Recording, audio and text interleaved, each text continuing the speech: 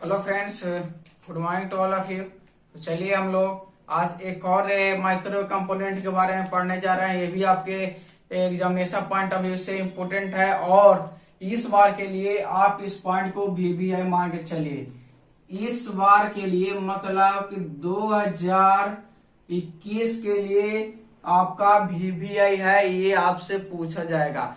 चाहे तो directional coupler के बारे में पूछा जाएगा, नहीं तो इसके टाइप जो होता है टू होल डायरेक्शनल कपलर के बारे में। मतलब ये दो में से एक आपसे पूछा ही पूछा जाएगा। ठीक है, तो इस बार के लिए आपका इम्पोर्टेंट और ये एक क्या माइक्रोवेव कंपोनेंट है और ये आपके लिए क्या है, इम्पोर्टेंट है। तो जैसे ही हम लोग देखे अभी एस पैरामीटर यानी एस मैट्रिक्स के हेल्प से हम लोग E plane T, H plane T, magic T सबको हम लोग क्या किए, कॉन्सेप्ट को समझे। और ठीक उसी तरह आज फिर से एक हम लोग पढ़ने जा रहे हैं डायरेक्शनल कपलर, जिसमें हम लोग देखेंगे कि यह भी एक कितने पोर्ट का क्या है, कंपोनेंट है। तो अब चलिए हम लोग देर न करते हुए अपना पॉइंट पे चलते हैं। तो ये है डायरेक्शनल कपलर, जो कि आपका यूनिट 3 माइक्रो कंपोनेंट में क्या करना है, पढ़ना है। तो ये फिगर जो आपको नजर आ रहा है, ये फिगर किसका है, तो डायरेक्शनल कपलर का फिगर। तो ये फिगर देखने में आपको अभी थोड़ा सा ये लग रहा होगा कि पता ना क्या काम करता है, कैसे करता है। तो बस वेट कीजिए 15 मिनट, 15 मिनट में आपका सारे चीज समझ में आ जाएंगे। तो बात करते हैं आपकी डायरेक्शनल कपलर होता क्या है। ठीक है, तो डायरेक्शनल कपलर होता क्या है, तो डायरेक्शनल कपलर जो है कि एक वेवगाइड का ही एक पार्ट है, जिसमें होता क्या है कि ये जहां पे हमको स्मॉल सैंपल जो बात करते हैं, कुछ पावर को मेजर करना होगा। किसको, स्मॉल सैंपल को मेजर करना होगा। मतलब पूरा पावर को ना मेजर करके हम लोग थोड़ा सा पावर, जिसके एक सैंपल के लिए बात करते हैं, उसको मेजर करना होगा। जब ऐसा कुछ मेजर करने के लिए आएगा तो हम लोग बोल सकते हैं कि इसको डायरेक्शनल कपलर हम उस टाइम क्या कर सकते हैं, यूज कर सकते हैं। जैसे भी में हम बोल सकते हैं इंसिडेंट पावर हो, और बोल सकते हैं हम लोग रिफ्लेक्टेड पावर हो, और बोल सकते हैं पढ़ना VSWR जो वोल्टेज स्टैंडिंग वेव रेशियो हो, ETC, ये सब जैसे पावर होता है जिसको मेजर करना रहेगा, तो हम लोग किसको यूज करते हैं, तो डायरेक्शनल कपलर को हम लोग क्या करते हैं, यूज करते हैं। तो चलिए ये क्या हुआ, इसका एक स्मॉल इंट्रोडक्शन हुआ। और बता दे कि ये डायरेक्शनल कपलर जो आपको है, जिसमें दो तरह का वेवगाइड यूज किया जाता है। पहला वेवगाइड का नाम है, यहाँ पे देख सकते हैं, प्राइमरी वेवगाइड। कौन सा वेवगाइड, प्राइमरी वेवगाइड। दूसरा नाम है सेकेंडरी वेवगाइड। प्राइमरी वेवगाइड को एक और नाम से जानते हैं, जिसको आप लोग मेन वेवगाइड के नाम से भी आप लोग जान सकते हैं। क्या नाम से, मेन वेवगाइड। और सेकेंडरी वेवगाइड को आप लोग बोल सकते हैं एक्सिलरी वेवगाइड। क्या, एक्सिलरी वेवगाइड। ठीक है, ये कितने पोर्ट का होता है, तो ये 4 पोर्ट का होता है। पोर्ट 1, पोर्ट 2, पोर्ट 3 और पोर्ट 4। पोर्ट 1 को सिंपली बोला जाता है PI इंसिडेंट पावर। जब इसका वर्किंग देखेंगे तो इंसिडेंट पावर, तो ये कोई जरूरी नहीं है कि पोर्ट 1 को इंसिडेंट पावर बोल सकते हैं, या PI के मतलब इनपुट पावर, इसको हम बोल सकते हैं। तो हम इनपुट पावर जो होता है किसी भी पोर्ट से दे सकते हैं, इस पोर्ट से भी, इस पोर्ट से भी, इस पोर्ट से भी और पोर्ट 4 से भी। मतलब हम कोई भी पोर्ट से इनपुट प्रोवाइड कर सकते हैं, ऐसा कोई जरूरी नहीं है। लेकिन एक हम लोग क्या करते हैं, मान के चल रहे हैं कि यहाँ पे ये पोर्ट 1 है, ये पोर्ट 2 है, पोर्ट 3 है, पोर्ट 4 है। जब यहाँ से इनपुट हम लोग प्रोवाइड करेंगे तो इसको हम लोग इनपुट पावर या इंसिडेंट पावर बोलेंगे। और जब यहाँ से इनपुट जाएगा तो यहाँ पे रिसीव होगा, डेट मींस रिसीव्ड पावर था। जब इनपुट यहाँ देंगे तो यहाँ से क्या होगा, रिसीव्ड पावर होगा। और जो कुछ पावर होगा जो यहाँ पे आएगा, इसको फॉरवर्ड पावर के नाम से हम लोग जानते हैं। और कुछ पावर जो होगा यहाँ से रिफ्लेक्ट बैक होगा, जिसको हम लोग बोलते हैं यहाँ पे बैक पावर के नाम से जाना जाता है, PB से, यानी यहाँ PF से। तो ये आपको क्या हुआ, एक शॉर्ट इंट्रोडक्शन आपको क्या कर रहे हैं, हम बता दे रहे हैं कि यहाँ पे क्या है क्या नहीं। ठीक है, तो ये आपको क्या होगा, फिगर हो गया। तब यहाँ पे हम बताएंगे कि इसको आप सीधा कुछ नहीं तो इसको कुछ इसका जो पॉइंट है, उस पॉइंट पे हम लोग क्या करेंगे, सीधा चलना वहां पे चलेंगे जिसमें कुछ फीचर्स के बारे में हमको बताया जाएगा। तो नोट्स भी आप लोग देख सकते हैं, उसमें भी लिखा गया है। तो चलिए अब आप लोग नोट्स देखते रहिएगा। नोट्स सामने रख करके वीडियो देखिए। बार बार आप लोग को बताया जाता है कि नोट्स को सामने रखिए, उसके बाद वीडियो देखिए। ये बेनिफिट होगा कि कुछ इंपोर्टेंट पॉइंट जो यहाँ बताया जाएगा और नोट्स में वो पॉइंट मेंशन नहीं रहेगा तो आप तुरंत वीडियो को पॉज करके आप नोट्स में मेंशन करेंगे, तो ये आपका बेनिफिट होगा। नहीं तो एक बार आप वीडियो देखिएगा, एक बार नोट्स बनाइएगा तो बहुत चीजें जो है सब माइंड से आपको निकल जाएगी। तो इसीलिए आप बार बार हम बोला जाता है कि वीडियो देखिए, उसी टाइम नोट्स जब सामने रखिए, मतलब नोट्स कंप्लीट करके ही वीडियो देखिए। तो चलिए हम लोग बात करते हैं यहाँ पे टू द पॉइंट जो है हम लोग को। तो चलिए यहाँ पे ये फिगर आपको समझ में आया होगा। तो यहाँ से ये फिगर आप भी हम इरेज करेंगे। इस फिगर को आप नोट्स में अच्छा तरह से बनाइएगा। अभी एक ऑर्डिनरी फिगर हम बनाएंगे जिसके थ्रू आपको इसका वर्किंग को क्या करेंगे समझाएंगे। तो यहाँ पे वर्किंग को हम लोग क्या करेंगे समझाएंगे। तो अगर आपसे अगर यही फिगर, चलिए यही फिगर से हम क्या करते हैं समझाते हैं। तो चलिए यहाँ से हम क्या करते हैं कि यहाँ पे आपको समझना ये है कि यहाँ पे प्राइमरी वेवगाइड, सेकेंडरी वेवगाइड जो भी है, यहाँ पे ये जो पूरा है ये जो पूरा प्राइमरी वेवगाइड है और ये पूरा यहाँ से देखिए सेकेंडरी वेवगाइड है। यहाँ इसलिए देखा जा रहा है कि यहाँ से, चलिए अब बताते हैं आपको। यहाँ से हम लोग इनपुट पावर दिए तो इनपुट पावर यहाँ से पीआई अप्लाई किए तो ये पावर इस तरह से फ्लो हो रहा था। क्या हो रहा था? इस तरह से फ्लो हो रहा था और पीआर पे जाके क्या हो रहा था? ये पोर्ट 2 पे रिसीव्ड हो रहा था। समझ गया? लेकिन हमको क्या हुआ, कुछ सैंपल था जो कि यहाँ पे मेजर करना था। तो ये पूरा पावर जो यहाँ से ट्रांसफर हो रहा है, इसमें से कुछ पावर को क्या किए हम लोग यहाँ पे ले आए। कुछ पावर को क्या लाए?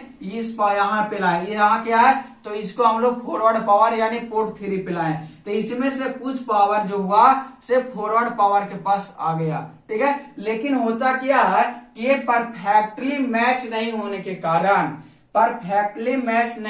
कारण कुछ पावर को ये रिफ्लेक्ट बैक कर देता है। दैट मीन्स रिफ्लेक्ट बैक करता है तो ये यहाँ से जो पावर होता है कुछ रिफ्लेक्ट बैक हो जाता है। क्या होता है? कुछ रिफ्लेक्ट बैक हो जाता है और रिफ्लेक्ट बैक होकर के इसके पास आ जाता है, जो कि यहाँ पे नाम दिया गया है बैक पावर।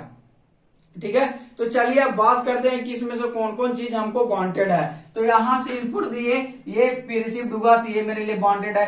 कुछ सैंपल आया जो मेजर जो पार्ट को हमको करना था, जितना हमको पावर को मेजर करना था, ये भी मेरा वांटेड है। अनवांटेड क्या है? तो अनवांटेड क्या है? तो अनवांटेड ये है कि ये जो यहाँ से जो पावर आया, ये पावर मेरे लिए क्या है? तो ये पावर मेरे लिए अनवांटेड है। इसको हम लोग क्या बोलेंगे? अनवांटेड बोलेंगे। ये मेरे क्या अनवांटेड पावर थी। ये अनवांटेड पावर कहाँ से आया? तो अनवांटेड पावर कहाँ से आया? तो अनवांटेड पावर मेरा वहां से आया कि जब परफेक्टली मैच नहीं था। जब परफेक्टली मैच नहीं था तो क्या हुआ? Unwanted power. तो इससे पहले हम लोग पूरा एच प्लेन टी में भी देखे और मैजिक टी में भी देखे और ई प्लेन टी में। तो मैजिक टी में क्या हुआ? चारों पोर्ट वहां डायगोनल किया होता है परफेक्टली मैच। तो परफेक्टली मैच कब हो रहा था? तो परफेक्टली मैच उस टाइम हो रहा था कि जहां से हम इनपुट प्रोवाइड किए और वहां से फिर से रिफ्लेक्ट बैक ना हो, तो वो पोर्ट हम क्या होता है कि मेरे लिए क्या हो जाता है? Perfectly match. जैसा कि यहाँ से हम लोग क्या किए? इनपुट को अप्लाई किए।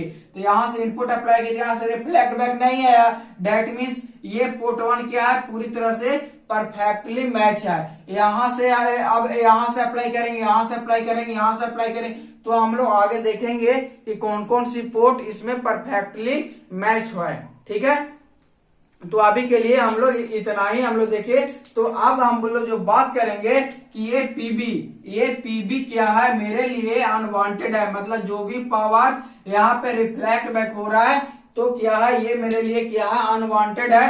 तो आइडियली पीबी का वैल्यू याद रखिएगा, आपसे पूछ सकता है ऑब्जेक्टिव में। आइडियली रिफ्लेक्टेड यानी बैक पावर का जो वैल्यू होना चाहिए, आइडियली क्या होना चाहिए? 0 होना चाहिए। आप नहीं लिखा हुआ है तो आप कहीं पे मेंशन कर लीजिए कि आइडियली बैक पावर का यहाँ पे क्या होना चाहिए? पीबी यानी मेंशन होना चाहिए। ठीक है, यानी मेंशन कर लीजिए कि पीबी का आइडियली वैल्यू जीरो होना चाहिए। यहाँ फॉरवर्ड पावर है, इस फॉरवर्ड पावर को ही हम लोग कपल्ड पावर बोलते हैं, ये भी आप लोग मेंशन कर लीजिएगा। क्या बोलते हैं? तो कपल्ड पावर बोलते हैं। तो ये सब करने के लिए ये सब क्या मेजर करने के लिए बहुत सा इसके पास फैक्टर आया था, जिसको हम लोग फिगर ऑफ मेरिट से नाम से भी जानते हैं। और जिसमें क्या होता है, सबसे पहले था कपलिंग फैक्टर, डायरेक्टिविटी और आइसोलेशन। ये तीन क्या हुआ था, इसको हम लोग मेजर करते थे। तो यही तीन वैल्यू मेरा यहाँ पे पैरामीटर निकल करके आया था। तो आइए हम लोग समझते हैं इस पैरामीटर को। ठीक है, तो इस पैरामीटर को समझने के लिए हम लोग सबसे पहले इस फिगर को क्या करते हैं, इरेज करते हैं। आप लोग कॉपी में क्या मेंशन कर लिए होंगे। तो फिर से इस फिगर को हम लोग बनाएंगे, ऐसा नहीं है कि ये फिगर को छोड़ देंगे, ये फिगर को हम लोग फिर से बनाएंगे। देखिए, लेकिन बात करते हैं हम लोग टू द पॉइंट, जिसका इसका मेन था। तो मेन फर्स्ट क्या है, तो फर्स्ट इसका था कपलिंग फैक्टर। क्या था? Coupling factor. तो कपलिंग फैक्टर क्या होता है, तो चलिए इसको हम लोग देखते हैं। तो ये मेरा क्या है, पहला वेवगाइड है, ये मेरा दूसरा वेवगाइड है। ठीक है, अब यहाँ पे क्या था, यहाँ पे पीआई था, यहाँ पे पीआर था, यहाँ पे पीएफ था, यहाँ पे क्या था, पीबी था। ठीक है, अब यहाँ से पावर को क्या कर रहे हैं, यहाँ से हम पावर को दे रहा है, इस पावर को दे रहा है। तो पीआर रिसीव हो रहा है, यानी कुछ पावर क्या हो रहा है, यहाँ पे सैंपल होता है। दैट मीन्स यही है मेरा कपलिंग, यहाँ पे कपलिंग फैक्टर के जिसका नाम से जानते हैं। तो यही मेरा क्या है, कपलिंग फैक्टर। तो कपलिंग फैक्टर कहने का मतलब क्या होता है, तो कपलिंग फैक्टर का जो वैल्यू होता है, सो आप लोग ध्यान में देखिएगा, कपलिंग फैक्टर C बराबर होता है, इसका वैल्यू होता है 10 log, और जितना मेरा पीआई पावर है, जितना हमको पीआई दे रहा है और कितना हमको यहाँ पे प्राप्त हो रहा है, दैट मीन्स पीएफ। तो ये इसका क्या होता है, फॉर्मूला याद रखिएगा कि कितना पावर यहाँ से हम क्या कर रहे हैं, दे रहा है, और इस पावर में कितना पावर यहाँ पे मेरा ऑब्टेंड हो रहा है, यानी कपल्ड पावर हो रहा है। तो ये क्या है, इसका फॉर्मूला है। तो ये याद रखिएगा कि कपलिंग यहाँ से न्यूमेरिकल भी हो सके कि आपको पूछ सकता है कि कपलिंग फैक्टर कितना होगा, यानी पीआई इनपुट पावर आपको दे देगा और यहाँ पे फॉरवर्ड पावर दे देगा, पूछेगा कपलिंग फैक्टर क्या होता है। तो आपको बता दें कि नॉर्मली जो वैल्यू होता है, यानी आपको जो यूज किया जाता है, नॉर्मली सी का वैल्यू होता है, ये 20 dB क्या किया जाता है, यूज किया जाता है। नॉर्मली ऐसा नहीं है कि ऑलवेज 20 dB हम लोग यूज करेंगे, लेकिन नॉर्मली सी का वैल्यू 20 dB यूज किया जाता है। तो चलिए सी का वैल्यू 20 dB यूज करते हैं, तो पीएफ का वैल्यू हम लोग क्या करते हैं, प्राप्त करते हैं, कितना होगा। तो मान लिया सी की जगह पर 20 dB रख रहे हैं, तो 20 into 10 log pi upon PF. अब यहाँ से ये से दो बार में कट जाएगा, तो अगर पीएफ का वैल्यू यहाँ से डायरेक्ट निकाले तो कितना हो जाएगा, तो पीएफ का वैल्यू यहाँ से डायरेक्ट हो जाएगा। अगर यहाँ देखें तो यहाँ पे 10 का क्या हो जाएगा, स्क्वायर हो जाएगा ना, सिंपली 10 का स्क्वायर, यहाँ पे पीएफ बट्टा में पीआई हो जाएगा, ऐसा हो जाएगा कुछ। तो पीएफ का वैल्यू जो हो जाएगा, नहीं यहाँ पे पीएफ इतना बाई यहाँ पे के कितना हो जाएगा, देखिएगा फिर से कैलकुलेशन करते हैं। तो अगर यहाँ पे देखिए, अगर सीरियली से बात किया जाएगा तो यहाँ से ये कैंसिल हो जाएगा, log 10, यानी log 10 के पावर मतलब यहाँ पे बेस 10 है, तो यहाँ पे क्या हो जाएगा, तो पीआई अपॉन पीआई अपॉन क्या हो जाएगा, यहाँ पे 100 हो जाएगा बाई पीएफ हो जाएगा, इतना ही वैल्यू हो जाएगा ना। तो यहाँ से इतना इसका वैल्यू, तो हम बोल सकते हैं कि पीएफ का वैल्यू कितना है, पीआई का 100 टाइम्स है। तो यही पे बात होता है कि यहाँ से जो पीआई यानी इनपुट पावर देंगे, तो यहाँ क्या आ जाएगा, पीआई अपॉन 100 टाइम्स। तो इसी के कुछ यानी कुछ इनपुट पावर का 100 टाइम्स यहाँ पे आएगा, कुछ पावर। तो ये इसका क्या होगा, नॉर्मली वैल्यू आ जाएगा। तो नॉर्मली वैल्यू कब आ जाएगा, कि जब कपलिंग फैक्टर कितना होगा, सी यानी 20 dB होगा। तो नॉर्मली यानी फॉरवर्ड पावर जो होगा, यानी कपल्ड पावर का वैल्यू कितना हो जाएगा, पीआई बाई 100 हो जाएगा। तो नॉर्मली इतना हम लोग क्या करते हैं, यूज करते हैं। तो यही आपको बताना था कपलिंग फैक्टर में। अब इसके बाद सेकेंड जो इसका पैरामीटर है वो है डायरेक्टिविटी। तो देखते हैं डायरेक्टिविटी क्या होता है। तो सेकेंड क्या है, सेकेंड है डायरेक्टिविटी। अब क्या होता है, डायरेक्टिविटी क्या होता है। तो डायरेक्टिविटी के लिए हम लोग जो बात करते हैं कि डायरेक्टिविटी क्या होता है, तो आइडियली अगर देखा जाए तो डायरेक्टिविटी का वैल्यू उसी तरह से होता है। तो आपको वैल्यू आपको बता दें कि वैल्यू डी बराबर कितना आता है, डी बराबर होता है 10 लॉग। अब 10 लॉग यहाँ पे जो वैल्यू आता है वो जो पावर फैक्टर, जो ध्यान दीजिएगा, जो यहाँ पे पावर फैक्टर मैंने फॉरवर्ड पावर जो होता है कि फॉरवर्ड पावर का कितना पावर क्या हुआ यहाँ पे बैक हुआ, रिफ्लेक्ट हुआ किसके पास, तो पीबी के पास। तो याद रखिएगा इसका वैल्यू तो पीएफ बाय पीबी, यानी कितने टाइम्स जो होगा, यानी कि यहाँ पे जो पावर पूरा जो आएगा, जो सैंपल होकर के पावर आएगा वो कितना क्या होगा, रिफ्लेक्ट बैक होगा। मतलब ये रेड पेन से देख लीजिएगा, इसी में से कुछ पावर क्या हो रहा है, रिफ्लेक्ट बैक। तो आपको पहले ही बताया कि आइडियली पीबी क्या होना चाहिए। अगर आइडियली आपको क्या होना चाहिए, आइडियली पीबी क्या होना चाहिए, आइडियली पीबी क्या होना चाहिए, तो आइडियली पीबी 0 होना चाहिए। आइडियली पीबी होगा तो डायरेक्टिविटी क्या हो जाएगा, इनफाइनाइट हो जाएगा। तो क्या ऐसा तो पॉसिबल है नहीं क्या कि आइडियली तो 0 का भी हो नहीं सकता है,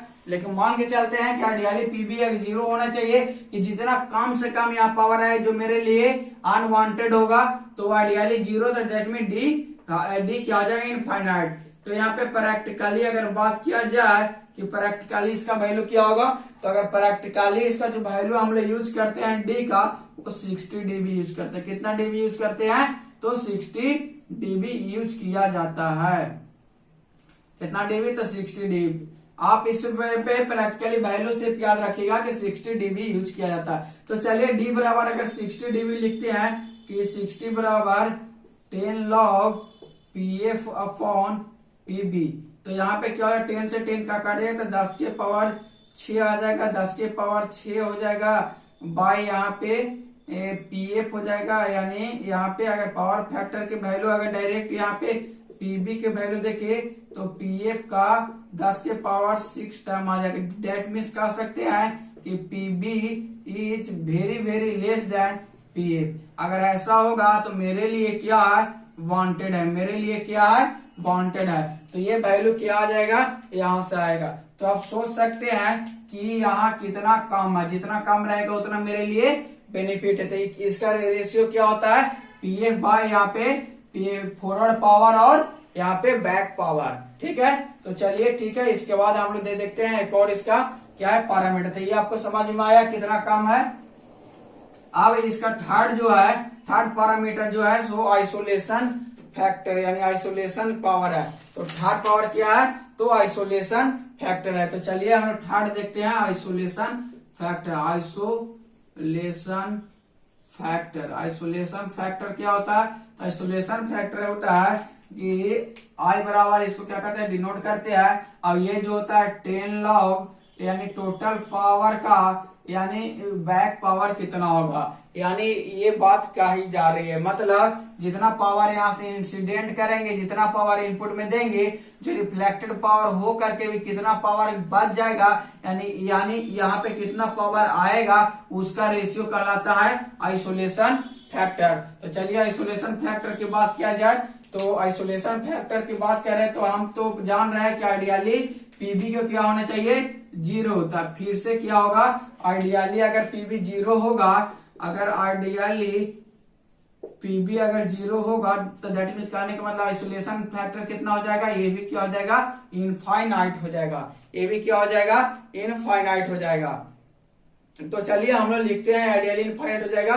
तो हम लोग आइसोलेशन फैक्टर को क्या लिख सकते हैं, देखिए आइसोलेशन फैक्टर को क्या लिख सकते हैं, आई बराबर 10 log P I by P F into P F by P B. ऐसे हम लोग यहाँ से पी एफ से पी एफ कैंसिल हो जाएगा, तो हम लोग इसको ऐसे लिख सकते हैं। तो चलिए आप लिखते हैं 10 log P I by P F plus 10 log P F by P B, ऐसा कुछ लिख सकते हैं। तो आई बराबर क्या हो जाएगा, तो इसको P I upon P F, P I upon P F किसको बोले थे हम लोग, याद है आपको, अभी जस्ट बताया है कि 10 log P I by P F किसको होता है। हम लोग इससे पहले कपलिंग फैक्टर और डायरेक्टिविटी को हम लोग क्या कर चुके हैं, देख चुके हैं। तो 10 log P I by P F जो हम लोग बात किए थे, वो बात किए थे कपलिंग फैक्टर का, और 10 log P F by P B किसका बात किए थे, तो ये डायरेक्टिविटी का।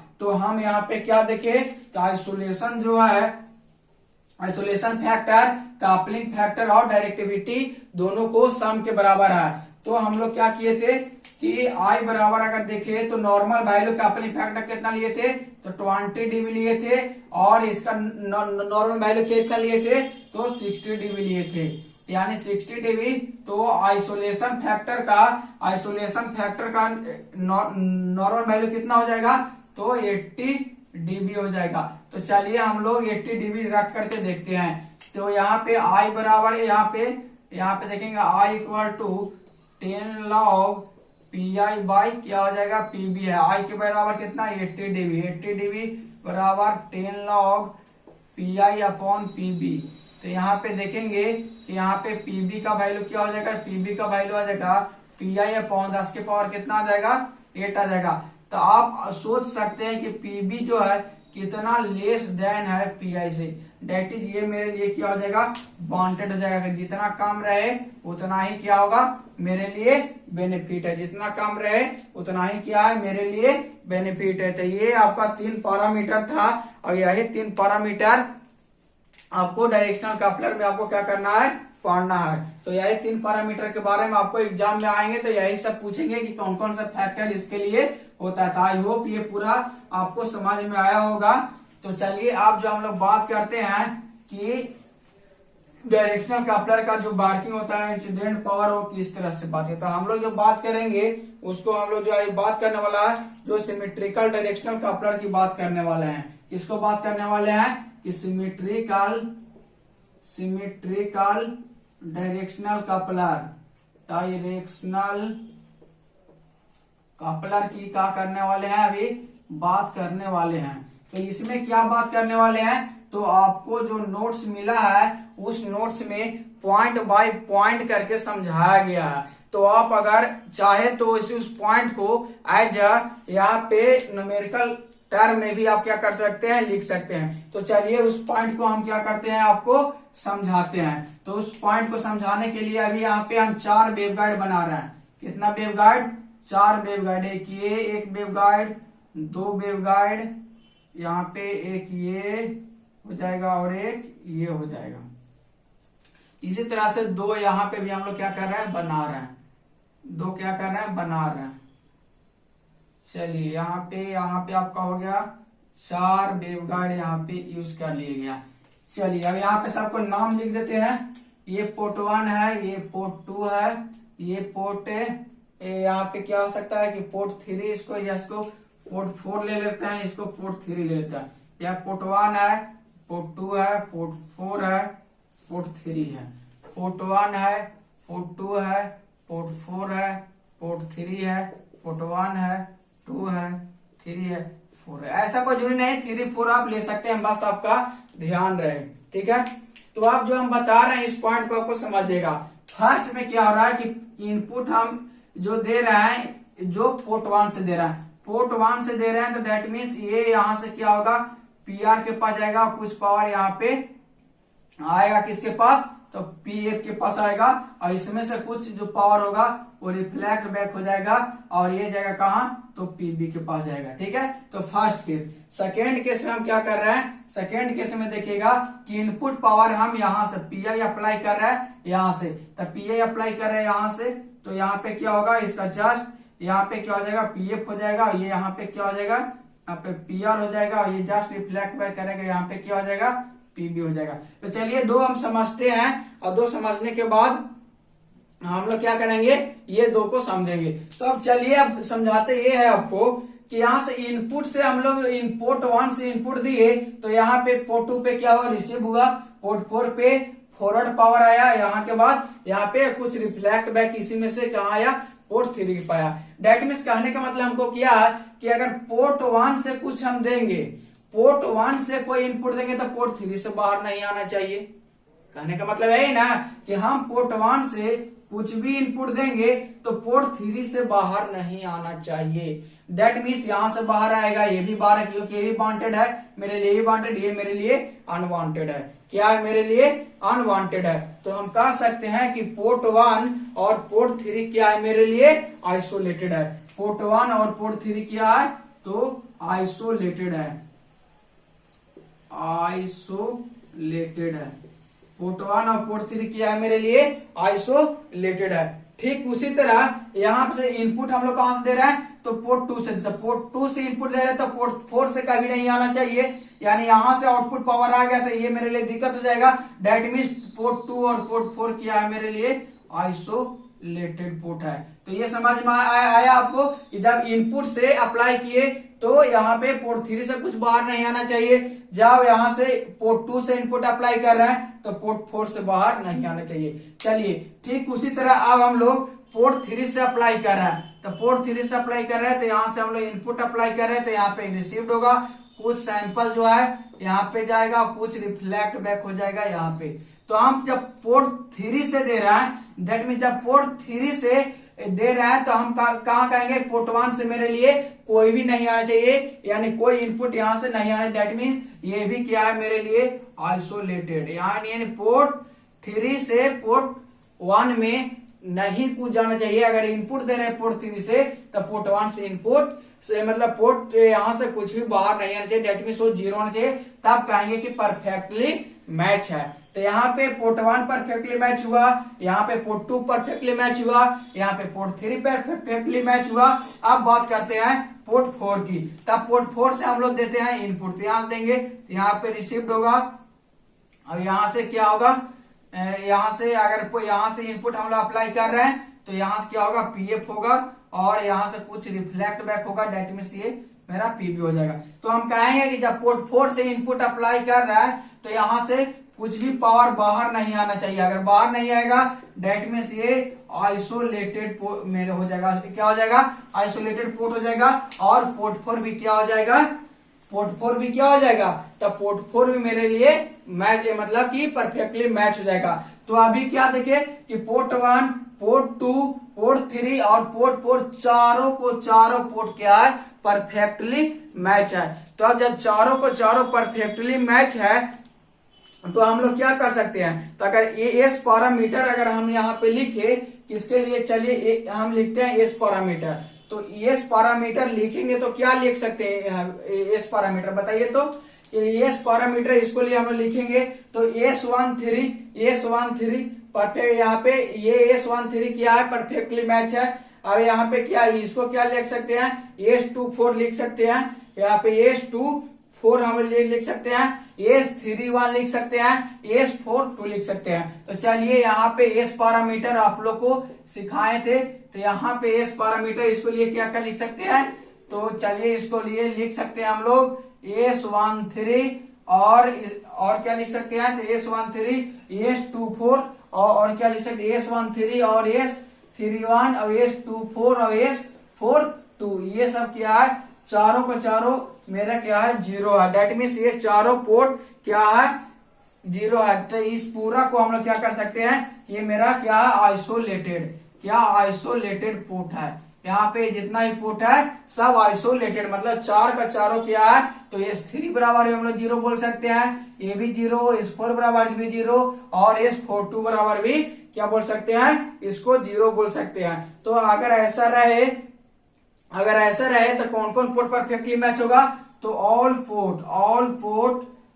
फोर पोर्ट क्या लिख सकते हैं, all four port is perfectly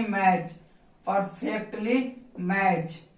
सभी चारों, जब S13 पोर्ट यहाँ क्या है, S13 परफेक्टली मैच है, S31 मैच है, ये भी मैच है। तो कौन कौन है, तो S11 मेरा S11 क्या हो जाएगा, परफेक्टली मैच हो जाएगा। S22 क्या हो जाएगा, परफेक्टली मैच हो जाएगा। S33 परफेक्टली मैच हो जाएगा और S44 परफेक्टली मैच हो जाएगा। क्योंकि एस मैट्रिक्स क्या बताता है, यानी यहाँ पे हम लोग बताए थे, प्रॉपर्टीज देखे थे कि यहाँ पे एस पैरामीटर जो है, स्कैटरिंग मैट्रिक्स जो है वो बोलता है ये एक प्रकार के स्क्वायर मैट्रिक्स होता है। स्क्वायर मैट्रिक्स कहता ये है कि जितना पोर्ट होगा उतना का मैट्रिक्स बनेगा। डेट मीन्स 4 पोर्ट है तो 4 into 4 का मैट्रिक्स बनेगा।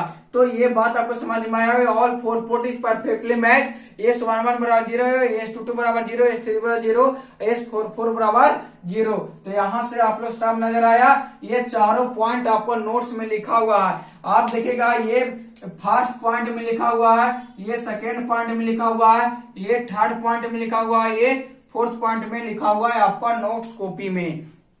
ठीक है, और port 1 and port 3 are decoupled, port 3 and port 4 ये सब जितना भी है आपको वहां पे क्या किया दिखाया गया।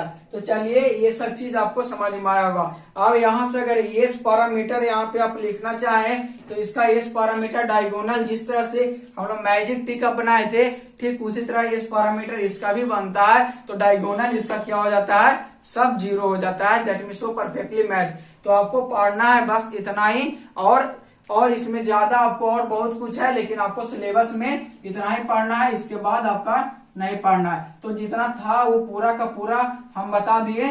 तो चलिए ये पॉइंट हो गया। अब इसका बार्किंग समझते हैं। तो बार्किंग इसको समझने के लिए आपको 2 होल डायरेक्शनल कपलर समझना पड़ेगा। तो चलिए 2 होल डायरेक्शनल कपलर के बारे में आपको क्या करते हैं, समझाते हैं कि 2 होल डायरेक्शनल कपलर क्या होता है। तो चलिए हम देखते हैं। अब यहाँ पे 2 डायरेक्शनल कपलर की जगह पर हम लगा देते हैं 2 होल डायरेक्शनल कपलर। इसका आपका नोट्स में मेंशन नहीं किया गया है, इसको आपको हम भेज देंगे, ये आप खुद से क्या करना करेगा, लिख लीजिएगा। तो चलिए इसका हम लोग क्या करते हैं, फिगर बनाते हैं। ये फिगर है, ठीक है। ये 2 होल का आने का मतलब इसमें 2 होल होगा। क्या होगा, 2 होल होगा। देखते हैं कैसे क्या होगा। तो ये ऐसे है, ये यहाँ पे ऐसे है, ठीक है। इसको हम लोग इस तरह से कर देते हैं।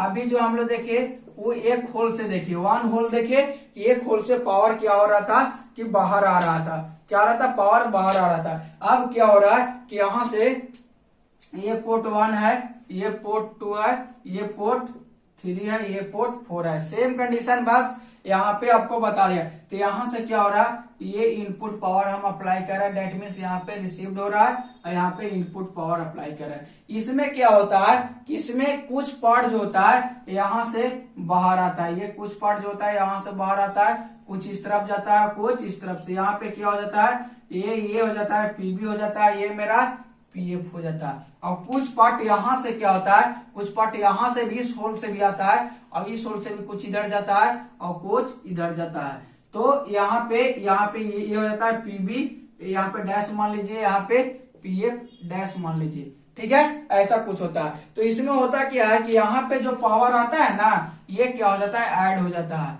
यहाँ पे जो पावर ऐड हो जाता है, यहाँ पे इस तरह यहाँ पे क्या किया जाता है कि यहाँ पे सब पावर क्या होता है, कैंसिल आउट हो जाता है, कैंसिल आउट हो जाता है। डेट मींस ये आइडियली तो 0 होना चाहिए, जो भी पावर रिफ्लेक्ट बात होता है, यानी इस तरह इसको मैच किया हुआ रहता है, परफेक्टली मैच किया होता है। जो भी पावर रिफ्लेक्ट ये कैंसिल आउट कर देता है। तो आप देखिए यहाँ से एक होल है, एक होल यहाँ पे, इसीलिए इसको 2 होल डायरेक्शनल कपलर बोला जाता है। जो बार्किंग डायरेक्शनल कपलर में था वही चीज यहाँ पे होगा, लेकिन यहाँ पे 2 पोर्शन, यानी ये यहाँ पे ऐड हो जाता है, यहाँ पे कैंसिल आउट हो जाता है। तो अब बात करते हैं कि ये दोनों गैप है। तो गैप बिटवीन जो होल का गैप होना चाहिए, वो गैप का होल होना चाहिए जो कितना होना चाहिए ये बताता है। तो यहाँ पे ये लेमडा g/4 के बराबर है। तो gap between two hole should be odd, ये होना चाहिए, ऑड होना चाहिए। ऑड कितना से होना चाहिए, तो ये ऑड होना चाहिए 2n+1 इंटू डेल g/4। इससे ये इस तरह मैच किया हुआ रहता है कि इतना से ये गैप क्या रहना चाहिए, ऑड रहना चाहिए। जहां n बराबर क्या है, n बराबर 0 1 2 3 4 हो सकता है, और डेल जी क्या है, गाइडेड वेवलेंथ है। तो आप बताइए गाइडेड वेवलेंथ क्या होता है, तो इसको आगे हम लोग बात करेंगे। वेवगाइड में गाइडेड वेवलेंथ क्या होता है, इसका हम लोग न्यूमेरिकल वैल्यू भी निकालेंगे कि गाइडेड वेवलेंथ का एग्जैक्ट इसका वैल्यू क्या होता है। तो आपको जो यहाँ पढ़ना डायरेक्शनल कपलर का, तो यही पढ़ना कि इसका वैल्यू क्या होना चाहिए, 2n+1 इंटू डेल जी अपॉन 4 से क्या होना चाहिए, इसका यहाँ वैल्यू होना चाहिए। तो जो हम लोग वहां पे देखे, बस यहाँ पे क्या हो जाए, यहाँ पे ऐड हो जाता है, यहाँ पे कैंसिल आउट हो जाता है। तो यहाँ से जो ही पावर आता है, तो पावर 2 जगह होता है, एक पावर यहाँ से होता है, एक पावर यहाँ से आता है, 2 पावर इधर जाता है, 2 ये पावर ऐड हो जाता है, ये मेरा फॉरवर्ड पावर होता है, ये यहाँ बैक पावर। तो हम सारा कुछ देखे, तो ये इसका वर्किंग है 2 होल डायरेक्शनल कपलर का। तो हो सके कि आपको एग्जाम में जो क्वेश्चन पूछता है वो ऐसा ही पूछता है, what is directional coupler and explain 2 hole directional coupler. तो ये 2 होल डायरेक्शनल कपलर का ये है। तो चलिए इस वीडियो के लिए इतना ही। आप लोग को नेक्स्ट वीडियो में हम लोग आप न्यूमेरिकल पार्ट की ओर करेंगे, यानी मोड ऑफ प्रोपगेशन का टॉपिक पढ़ेंगे यहाँ से। ठीक है, तो इस वीडियो के लिए इतना ही। Thank you everyone.